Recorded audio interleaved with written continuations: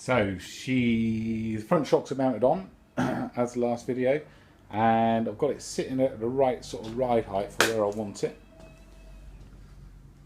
She's looking pretty good now. She's off the centre stand at last.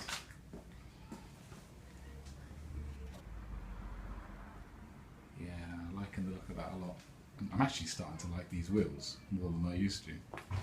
But I've dropped the shocks through about that far, which is how I want them. And I can still take them a bit lower if I want to as well. I can lower the front down again. So what I'm going to do now is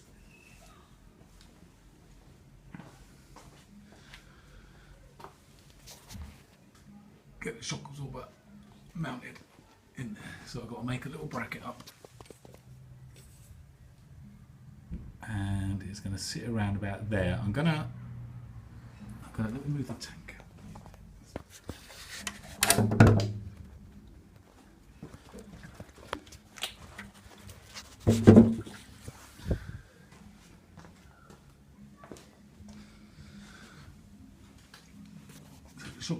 It's got to drop down about 10 centimetres from where it is, so it's got to sit roughly there. And what I'm going to do, I'm going to jack it back up a little bit before I mount the bracket, because I can always play around with the adjustment on here anyway afterwards.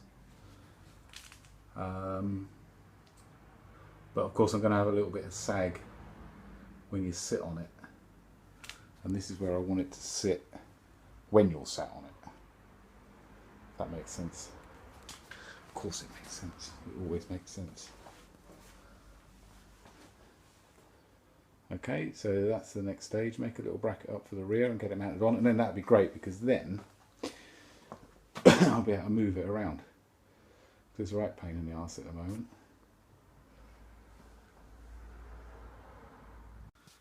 So I made the rear bracket up for the shock absorber at the top, and we've just tacked it on for now, just so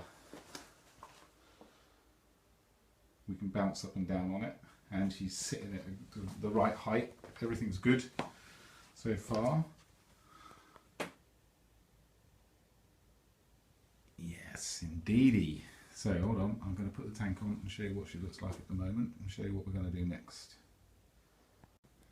So that's it with the tank on. It's sitting at the right height. So look from the front end.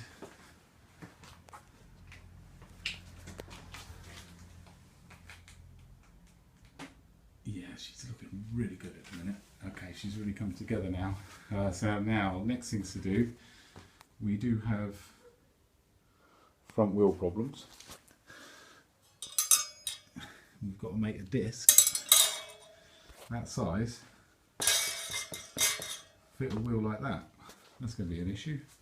We're not going to worry about that in a minute. What we're going to worry about next is the seat unit. Now, I've been looking at different seat units. I've had a bit of a result. I'm selling some bits on eBay at the minute, and so I've got some funds back up together. So I could buy a seat unit. But I've been looking at all of the ones that you can buy, and I can't seem to find one exactly that I want. I want quite a shortish seat unit. Now let me give you an idea. Professionally made.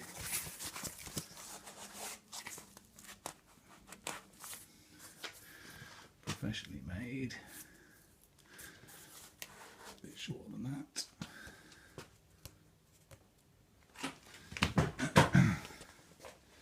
I want something that comes to sort of somewhere just past the centre of the rear wheel, maybe. Around about there, possibly, but it's got to be big enough to put a battery in the hump of it, and I want it to look nice and fit the tank properly and everything else. So, as always, I think I might try making my own now, which means that the next video will be me trying to make a seat unit, which will be bloody ages, I'd imagine. But I'm going to have a look around and see first, so I'm not quite sure 100%. It's the next thing I want to do. Next thing I want to do now, forget everything else, I just want to get a seat unit on there. Because once I get a seat unit on there, then we can sit on it. And then we can think about getting these rear foot pegs done.